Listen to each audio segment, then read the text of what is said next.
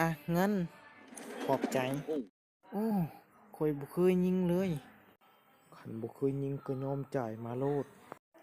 ถ้าหนวดก่อนจะได้หนวดกูลดหมดความรอ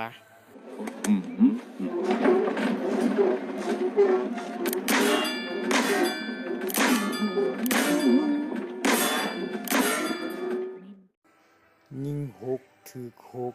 อ่ะของขวัญสำหรับคุณกาขอบใจสู้จะมาเหตุกันแถวนี้ได้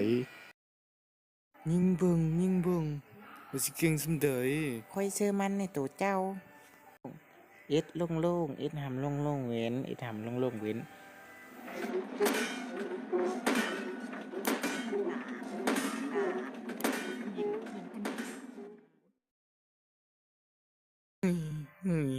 มีถือเลยจ่ายมา500กีบหนากูเฮอโดเนี่ยฟ้าวอายเบิ่งค่อยลองยิงเบิ่งแล้วค่อยยิงถือมด12ตู่นะเจ้าต้องจ่ายเงินค่อย1,000กีบได้เอาบ่ให้เจ้ากล้าเอาแม่1,000กีบบ่ไม่เคยเห็นเลยแต่เกิดมานี่ให้บังหน่อยตกลง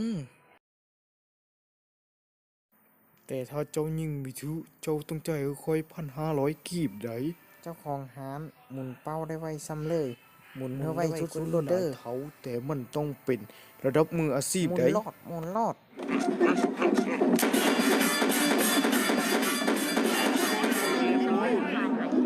ว้าวใครอ่ะสุดยอดโอ้ยมีกูคือเก่งกระโดดอันนี้ของขวัญสำหรับคุณเก่ง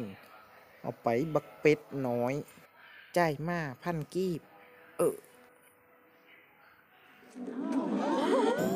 เป็นแนวนี้น้องเงินใบ1,000กีบนะ